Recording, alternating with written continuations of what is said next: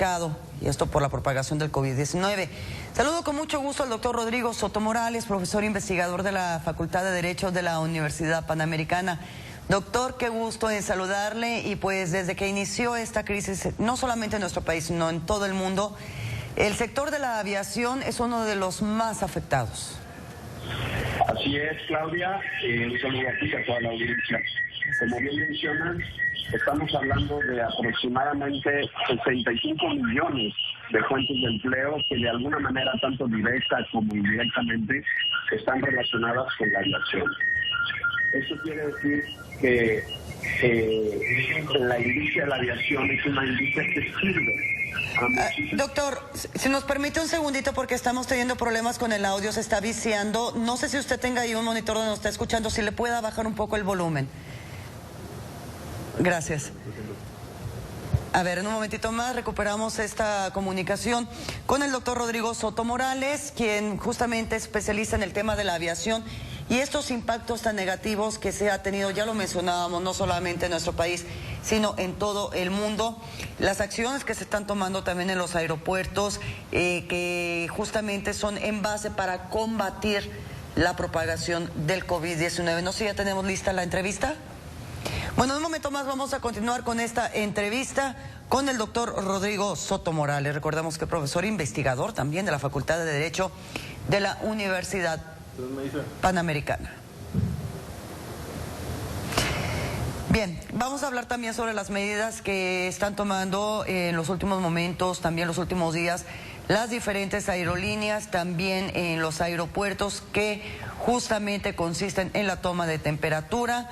También cuidar que todos los pasajeros mantengan esta sana distancia para evitar la propagación. Todo eso como medidas de seguridad que son las que se han establecido por la Organización Mundial de la Salud. ¿Tenemos lista la comunicación? Doctor, lo volvemos a escuchar, una disculpa, y regresamos con usted nuevamente. Adelante. Gracias, Claudia. Como te decía, pues efectivamente la aviación sirve a otros sectores, es decir, la aviación sirve no solo al sector de la importación, la exportación o del turismo. O sea, principalmente cuando hablamos de servicios esenciales, el día de ayer la Secretaría de Comunicaciones y Transportes determinó en su artículo 1 en el acuerdo publicado, el día de hoy en la mañana en el Diario Oficial de la Federación, que la aviación, por tanto, en seguir otorgando permisos de internación, sobrevuelo y de aprobación de certificados de operación aérea en nuestro país, es una actividad esencial.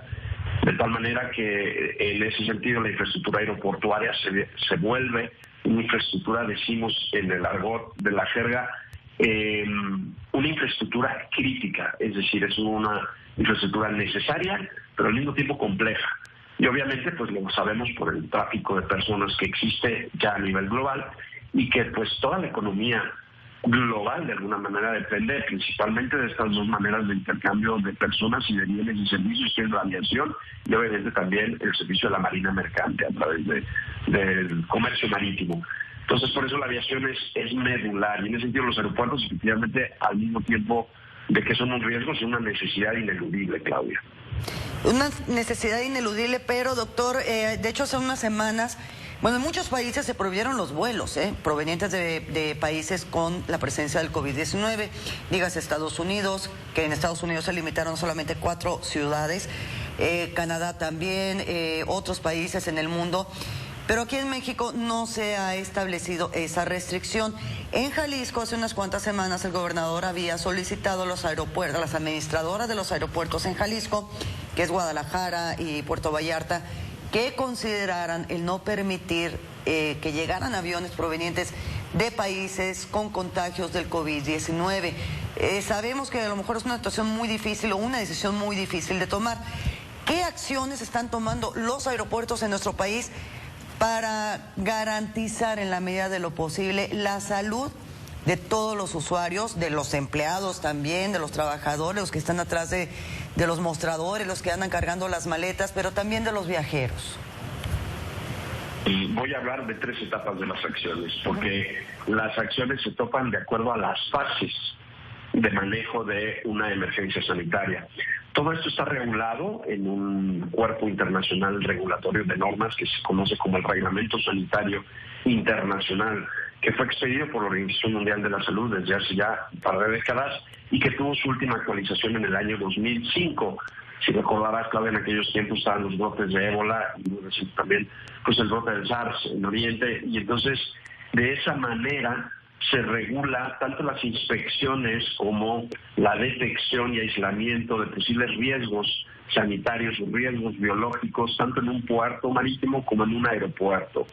Por tanto, los aeropuertos, por regulación también en sus anexos técnicos, en concreto el anexo 14 del Convenio de Chicago de 1944, que regula toda la aviación civil, es decir, toda la aviación que desarrolla el tráfico de pasajeros y mercancías, prevén el sistema de filtrado y detección de riesgos biológicos, pero con las inspecciones, obviamente, de la carga y los pasajeros. El protocolo marca que si la tripulación, en el caso de personas, que es lo que quizás ahorita más nos preocupa, detectan a alguien en estado inconveniente, el capitán de la aeronave debe de avisar, depende del estado de la persona, al aeropuerto de arribo para que ya se esté preparando, si es necesario, los servicios médicos de atención y aislamiento.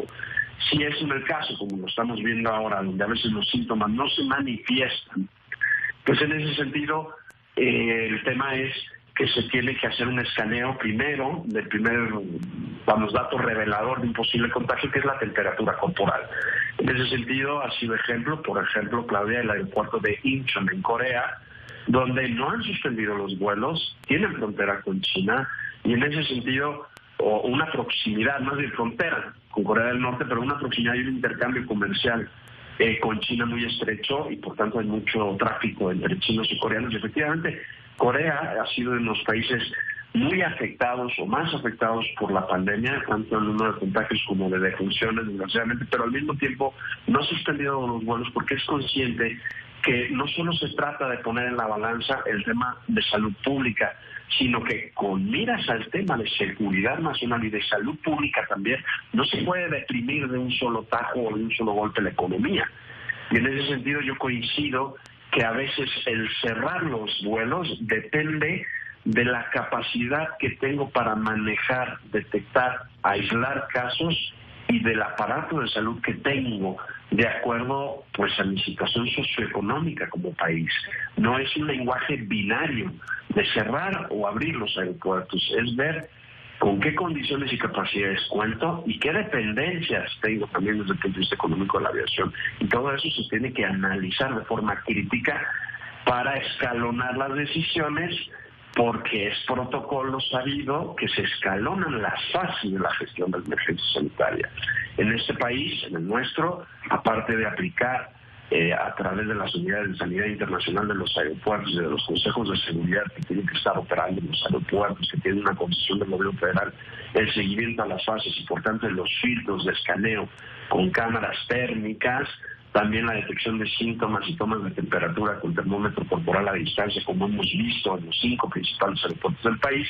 Ahora se prevé que para la fase 3 sea la Sedena quien gestione las unidades de control sanitario del aeropuerto.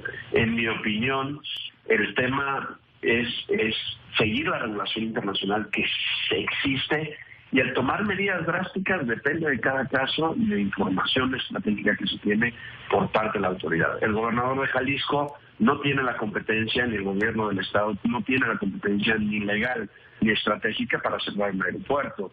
La ley de aviación civil es muy clara, esto es jurisdicción federal, incluso es tema de seguridad nacional, por eso explicaba al principio lo de las infraestructuras críticas, y por eso se tiene que hacer estas medidas, como acabo de explicar, de forma escalonada, Claudia. Sí, ahora también las aerolíneas también están haciendo lo suyo, están realizando desinfecciones, están también colocando a los pasajeros a distancia segura. Las aerolíneas tienen que actualizar lo que se llama sus programas de seguridad o sus manuales de seguridad. Las aerolíneas, para tener vigentes sus concesiones y renovar sus concesiones de operación como aerolínea, tienen que renovar y actualizar frente a la autoridad lo que se conoce como su manual de seguridad y también contra actos de interferencia ilícita de la aviación. Eso también incluye las medidas en caso de riesgos biológicos, como pueden ser epidemias o pandemias. En ese sentido, las aerolíneas, tanto en sus equipos, con los filtrados de aire y con las acciones desinfectantes que realizan con el personal de tierra que revisa y limpia los equipos después de un viaje, han aumentado tanto la desinfección, tanto de todo lo que son asientos y aparatos de entretenimiento que entran directamente en contacto directo con los pasajeros, pero sobre todo, más importante, el tema de detección antes de abordaje de posibles contagiados o gente que pudiera ser un riesgo, así como el filtrado de aire dentro del avión. Solo por mencionarte 4 medidas muy concretas. La aerolínea tiene la obligación de detectar más hoy en día casos posibles de contagio dentro de las medidas legales que les son aplicables. Esto se resume en una idea muy sencilla. Si la aerolínea demuestra que hizo todo lo que tenía que hacer conforme a la regulación vigente que le aplica y conforme a su manual de seguridad, no incurre en una irresponsabilidad. Y al mismo tiempo estamos viendo cómo las aerolíneas ahora mismo pues están siendo fuente de auxilio al gobierno federal, trayendo cargamentos de suplementos médicos desde China o transportando gente o funcionarios cuando hace falta para mantener vivas esas actividades esenciales de la economía, porque manejar la pandemia, lo tenemos claro ahora, no solo es el aislamiento social, la sana distancia y las medidas sanitarias, es también prever cómo reactivar la economía para que no nos falte las necesidades básicas a la población después de una cuarentena como la que estamos viviendo a nivel global. Muy bien, pues doctor Rodrigo Soto Morales, le agradecemos muchísimo por esta entrevista y pues muy al pendiente también del impacto económico que está teniendo esta pandemia sobre las operaciones de la aviación en nuestro país. Gracias, doctor.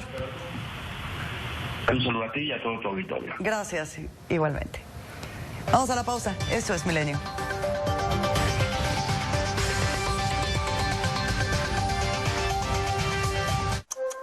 ¿Se pasa la noche tratando de ponerse cómodo sin lograrlo? Al dormir de lado, sus rodillas rozan hueso con hueso, le duele la espalda y las caderas.